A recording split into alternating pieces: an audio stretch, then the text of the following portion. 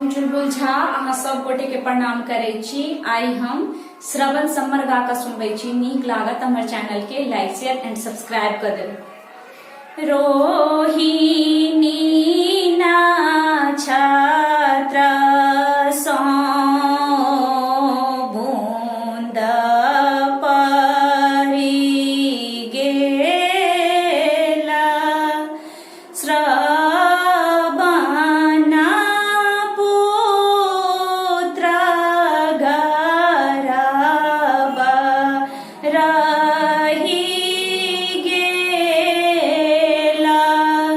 पांच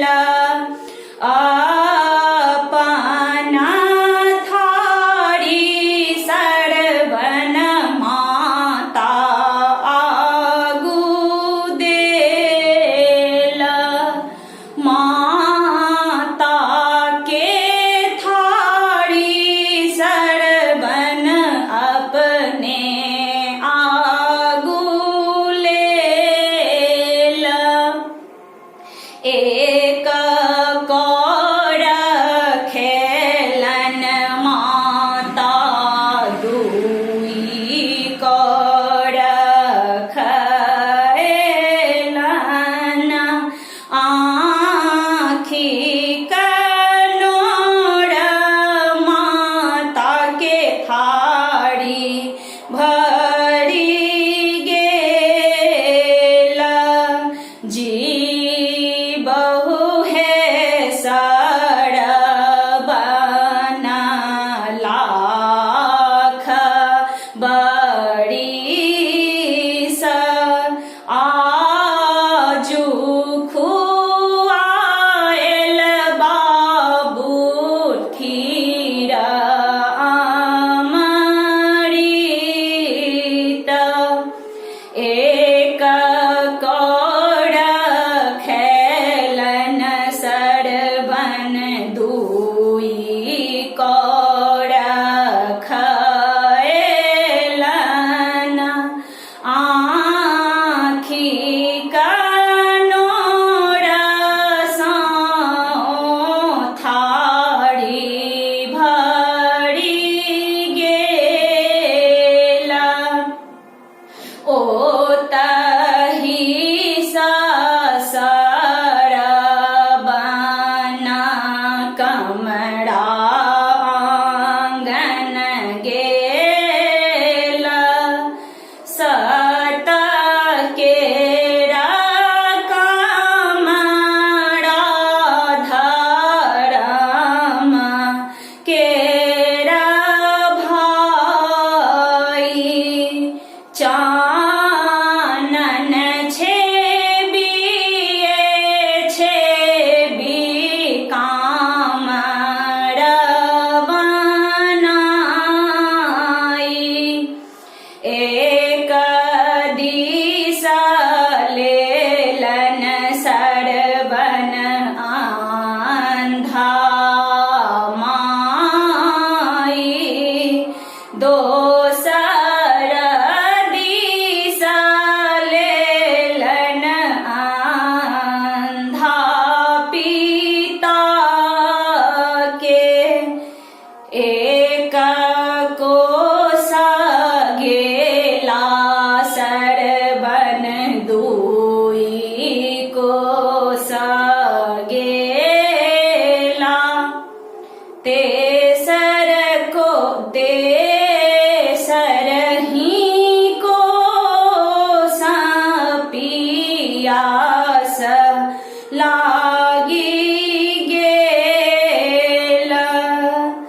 कूड़ा खेता सरबना कामर राखला हाथ लेला तुमा सरबन नीर भर गेला जखने तुमा सरबन जल गो